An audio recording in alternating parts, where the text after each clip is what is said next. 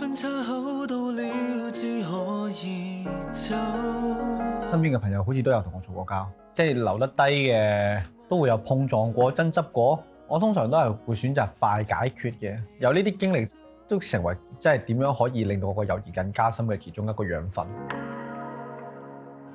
各有所需，各有所取，各有一些新的道路。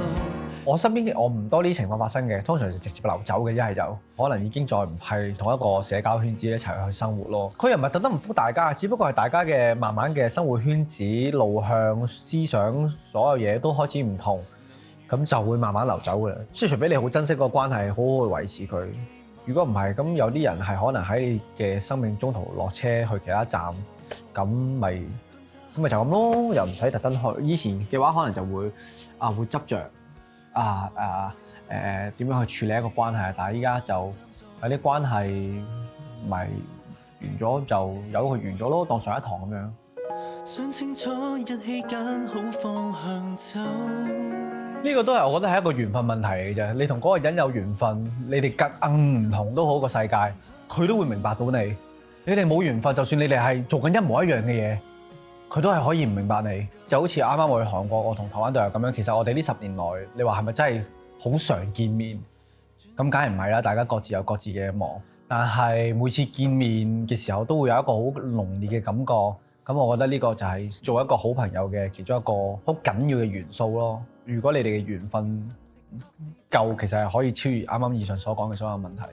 情形如碰上你後，我腦部像缺氧後，充滿刺激，失去意識，在面前是個宇宙，你似流星般罕有一個顏色，一下小反應。Oh baby，我身邊有好多好 close 嘅朋友，其實都唔係做呢一行。我同佢呻嘅一啲嘢，其實我都冇遇過佢哋會明白或者幫我解決得到。只不過我係想要一個樹窿或者避風港，有時俾我去呻下一啲嘢。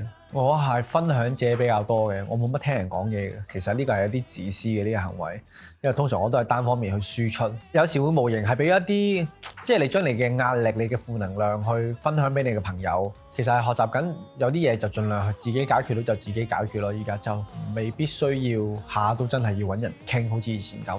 如中間有些裂痕，可以扮不知。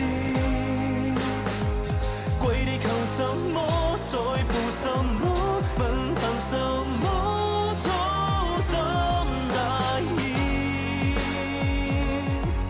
令你心枉死了幾百次。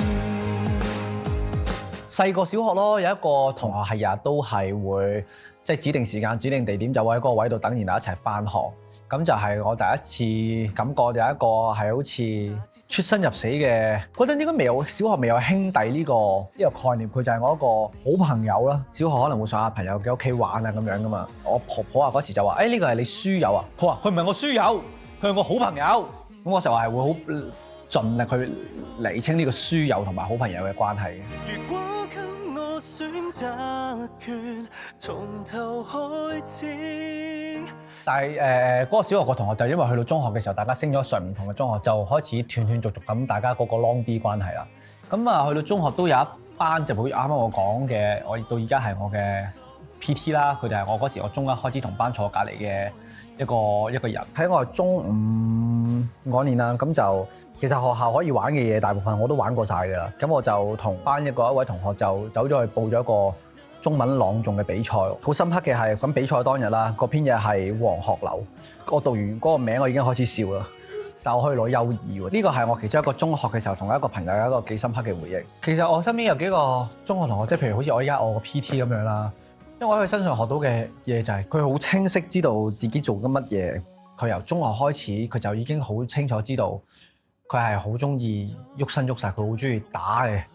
咁佢就真係去玩泰拳。以前中學咁就開頭大家都會唔明，但係你見到佢玩下，佢又真係佢係打到去香港泰拳隊係可以幫香港攞到金腰帶。因為我其實我好容易會我耳仔好軟嘅，好容易就會俾人帶走咗，影響到自己一啲計劃。點樣唔聽一啲外界對自己冇益嘅聲音，然後堅持自己做嘅嘢？呢個就係我朋友身上學到嘅。願歲月別流走。好一起戰鬥。分岔口分不開幾位，自由。